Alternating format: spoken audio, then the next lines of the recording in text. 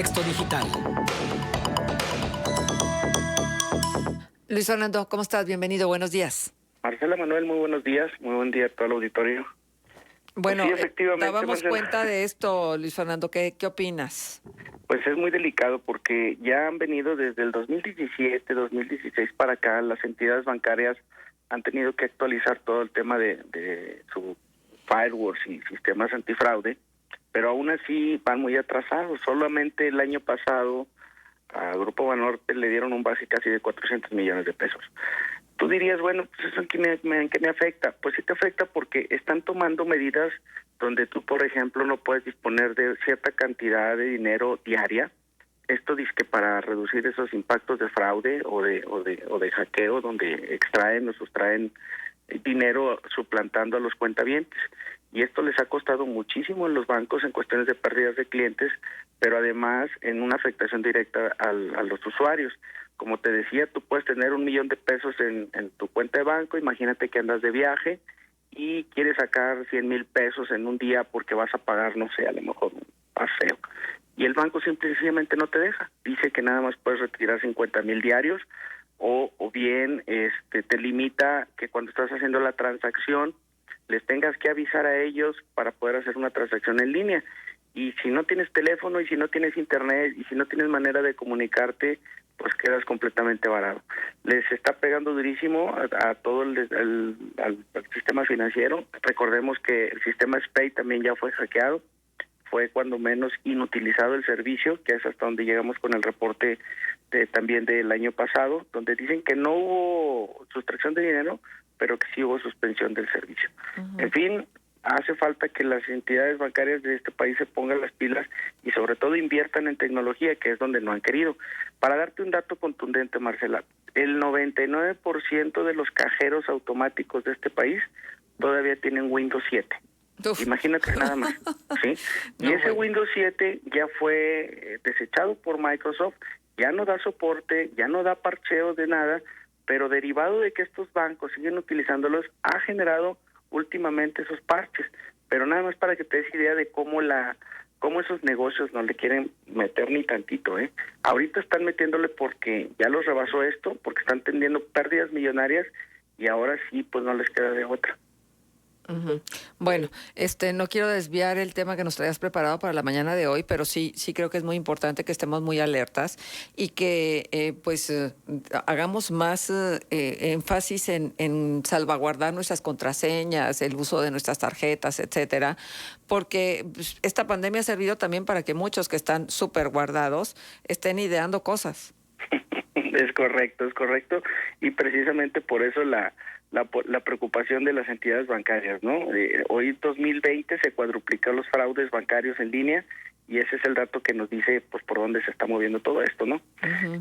Definitivamente esta pandemia nos ha cambiado a todos y ese es el tema de hoy, Marcela, en la cual la nueva normalidad laboral pues ha obligado a millones de personas a encerrarse en sus casas a trabajar. Y esto no quiere decir que el patrón no esté pensando en ellos o el empleador no esté pensando en ellos, y ahora pues surgen estas nuevas compañías, estos nuevos servicios donde ahora te quieren mantener súper vigilado, ¿no?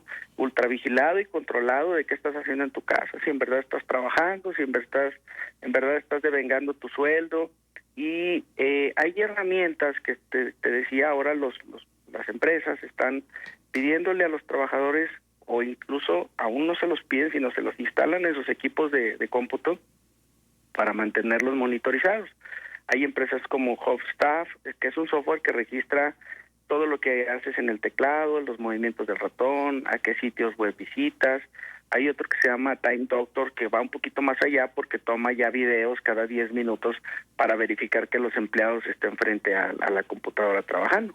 Uy. Pero eso, mira, eso realmente absolutamente no sirve de nada porque lo que interesa es la productividad. Y ahí es donde surge una startup en Boston, que de esa sí da miedo. Esta empresa lo que hace es trabajar con una inteligencia artificial que está recabando información todo el tiempo, pero literalmente ellos se venden como si el empleador estuviera, o el directivo, el gerente o el jefe de departamento estuviera sentado a un lado del trabajador viendo todo lo que está haciendo, pero además esta tecnología artificial o esta inteligencia artificial da puntajes de productividad, da calificaciones y sugiere recomendaciones para que la persona haga de mejor manera su trabajo. Fíjate nada más a los niveles que estamos llegando ya. Ya la tecnología te va a decir a ti, mira Marcela, ¿sabes qué? Ahorita ya te encasillaste en el tema de hablar acerca de López Obrador o de la pandemia. Es importante que ahora tu productividad la diversifiques en otros temas más locales, etcétera, etcétera. Y esta inteligencia de esta compañía que te decía nace en Boston y la compañía se llama Enable. Esta compañía da unas demostraciones impresionantes donde básicamente esta tecnología le dice al patrón, le dice al jefe quiénes son los mejores trabajadores, quiénes son los que están bajando su ritmo, quiénes son los que pueden ayudarles a hacer mejores búsquedas, de qué manera puedes eficientar tu actividad, crear patrones de cómo leer y resolver tus correos electrónicos, cómo trabajar, por ejemplo, en la plataforma de tu empresa, cómo eficientar el Zoom, cómo leer mejor tus correos electrónicos. Es decir, son múltiples aspectos que ahora le están permitiendo a las empresas definir quién es más eficiente y quién no. Aquí entra el debate porque también esta tecnología está sirviendo, como ha servido siempre en el pasado, como pretextos para despedir a gente, ¿no? Uh-huh. Es decir, te crea ya esos perfiles para decir, pues esta persona no está cumpliendo con sus obligaciones, no está dando el ancho, y vienen los famosos despidos justificados por esa improductividad. Esta empresa ya empezó a trabajar con la Agencia de Aduanas de Dubái y en tan solo estos 3 meses les ha ayudado a ahorrar más de 180 millones de euros en tan solo 3 meses. ¿Por qué? Porque les permitió depurar a su planta laboral, que ahora está trabajando en home office, y derivado de esto, pues estas gentes empezaron a ahorrar un montón de lana.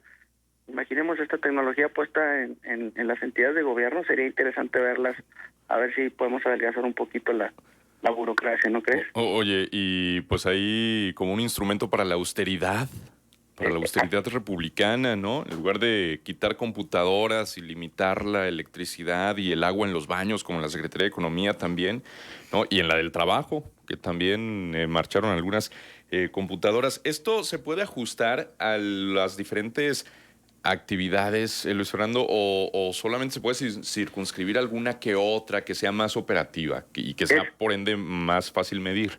Mira, tiene mejor impacto en aquellas que realizan tareas repetitivas como call centers o atención al público, pero no está cerrado. Esta tecnología, te decía, es relativamente nueva y se están abriendo a otras tareas, como por ejemplo la parte de la abogacía, la parte ya de las cuestiones más administrativas, no solamente las de atención al público, como te decía, como lo que es un call center, una atención a usuarios.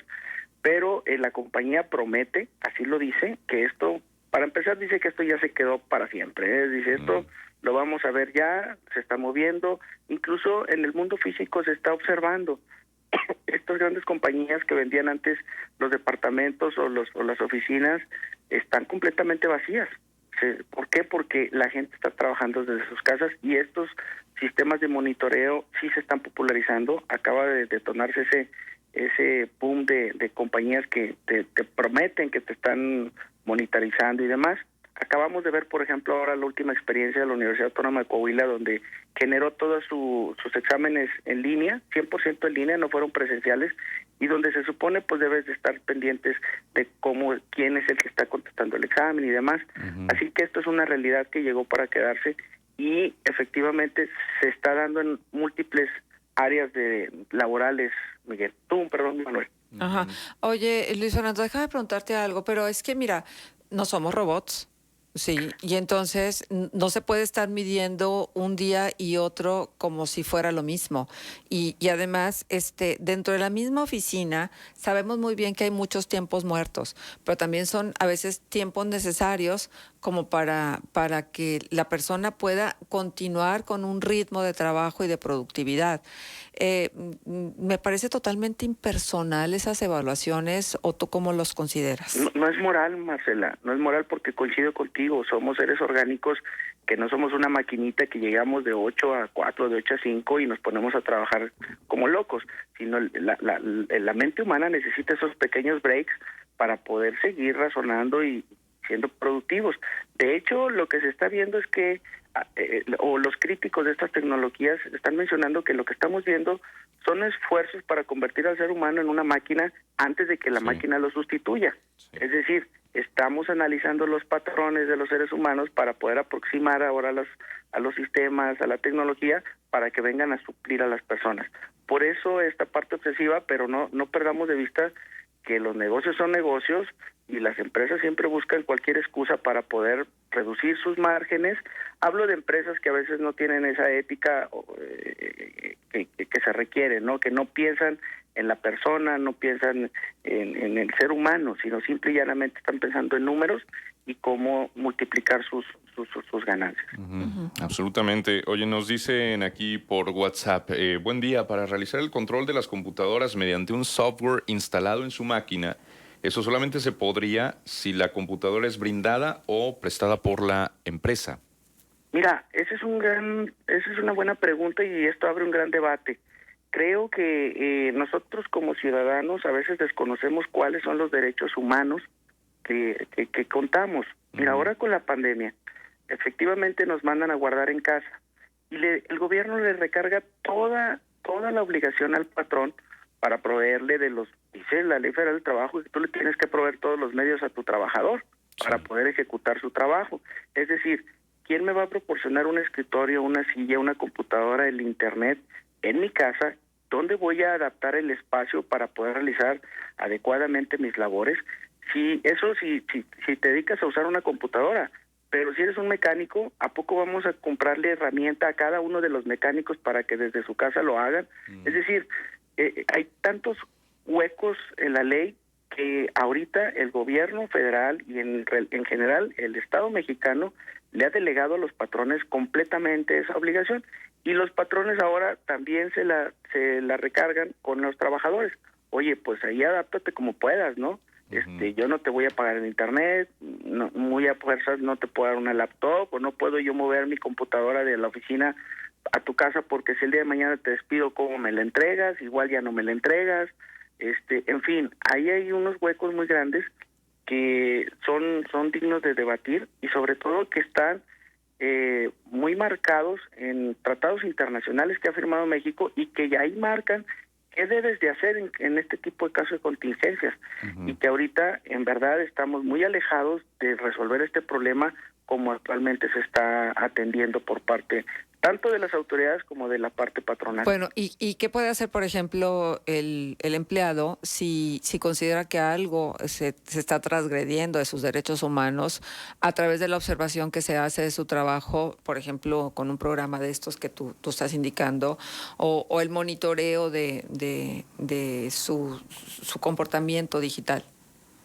Creo que pedir en principio esa asesoría profesional para poder revisar cuáles son dentro de tu marco jurídico en donde te encuentras, pero de que las hay, Marcela, Manuel Blanco puede apoyarnos en este tema precisamente para poder saber qué acciones tomar ya en temas a lo mejor de poner una demanda en derechos humanos o acudir a la Junta de Conciliación y Arbitraje, qué sé yo, pero de que los mecanismos existen y hay que empezarlos a utilizar para obligar al Estado a que armonice, porque esa es la palabra clave.